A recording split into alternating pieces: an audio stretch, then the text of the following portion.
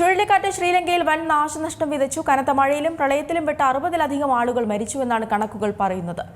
നിരവധി വീടുകൾ തകരുകയും ഒലിച്ചുപോവുകയും ചെയ്തു. രക്ഷാപ്രവർത്തനം തുടരുകയാണ്. ശ്രീലങ്കയിൽ ആശങ്കയുടെ മണിക്കൂറുകൾ. ഡിറ്റുവ ചുഴലിക്കാറ്റ് ആഞ്ഞടിക്കുന്നു. ചുഴലിക്കാറ്റ് വിധിച്ച ദുരന്തത്തിൽ 56 പേർ മരിച്ചതായി റിപ്പോർട്ടുകൾ സൂചിപ്പിക്കുന്നു. 21 പേരെ കാണാതായെന്നും റിപ്പോർട്ടുകൾ പറയുന്നുണ്ട്. ശ്രീലങ്കയിൽ ഇതിനോടകം തന്നെ കനത്ത വെള്ളപ്പൊക്കത്തിൽ ശ്രീലങ്കയിൽ ഇതിനോടകം തന്നെ കനത്ത മഴയാണ് പെയ്യുന്നത്. മഴയിൽ വെള്ളപ്പൊക്കവും രൂപപ്പെട്ടു. ആയിരക്കണക്കിന് വീടുകളാണ് നശിച്ചുപോയത്. പ്രദേശത്തെ 12,000-ലധികം കുടുംബങ്ങളിലെ 44,000 അധികം ആളുകളെ പ്രളയം ബാധിച്ചു തുടങ്ങിയെന്നാണ് കണക്കുകൾ സൂചിപ്പിക്കുന്നത്. തുടർന്ന് പ്രദേശത്തെ ഗതാഗതവും തടസ്സപ്പെട്ടിരിക്കുകയാണ്. കഴിഞ്ഞ 24 മണിക്കൂറിനുള്ളിൽ അതിശക്തമായ മഴയാണ് ശ്രീലങ്കൻ തീരത്ത് പെയ്തിറങ്ങുന്നത്. പല ജില്ലകളിലും 200 മില്ലിമീറ്ററിൽ കൂടുതൽ മഴ ലഭിച്ചുവെന്നാണ് കണക്കുകൾ. ചില പ്രദേശങ്ങളിൽ മാത്രം 300 മില്ലിമീറ്ററിലധികം മഴ ലഭിച്ചിട്ടുണ്ട്.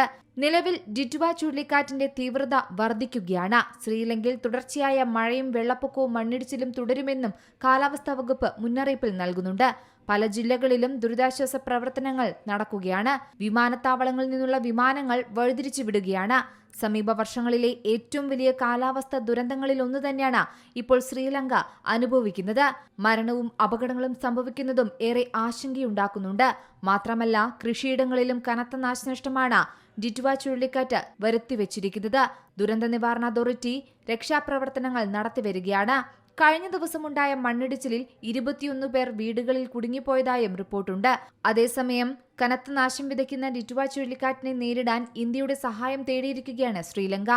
രക്ഷാദൌത്യത്തിനു വേണ്ടി ഇന്ത്യൻ യുദ്ധക്കപ്പൽ INS വിക്രാന്തിന്റെ അടക്കം സഹായം ലങ്കൻ സർക്കാർ തേടിയിട്ടുണ്ട്.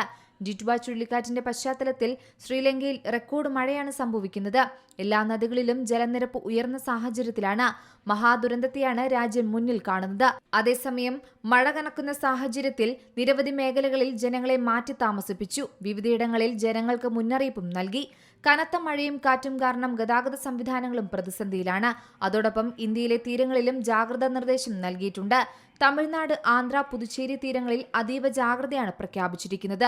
തമിഴ്നാട്ടിൽ മഴ ശക്തമാകുമെന്നും മുന്നറിയിപ്പുണ്ട്. അതേസമയം കേരളത്തിൽ വിവിധ ജില്ലകളിൽ അടുത്ത 2 ദിവസത്തേക്കുള്ള മഴ മുന്നറിയിപ്പും കേന്ദ്ര കാലാവസ്ഥാ വകുപ്പ് പ്രഖ്യാപിച്ചു. വിവിധ ജില്ലകളിൽ യെല്ലോ അലർട്ടും പ്രഖ്യാപിച്ചിട്ടുണ്ട്. ഒറ്റപ്പെട്ട ശക്തമായ മഴയ്ക്കുള്ള സാധ്യതയാണ് പ്രവചിച്ചിരിക്കുന്നത്. 24 മണിക്കൂറിൽ 64 മില്ലിമീറ്റർ മുതൽ 115 മില്ലിമീറ്റർ വരെ മഴ ലഭിക്കുന്ന സാഹചര്യമുണ്ടാകുമെന്നും കാലാവസ്ഥാ വിദഗ്ധർ അറിയിച്ചു. News desk C Malayalam news. ഏറ്റവും പുതിയ വാർത്തകളും വിശേഷങ്ങളും വിരൽ തുമ്പിലറിയാൻ സി മലയാളം ന്യൂസ് എല്ലാ ഡിജിറ്റൽ പ്ലാറ്റ്ഫോമുകളിലും ലഭ്യം.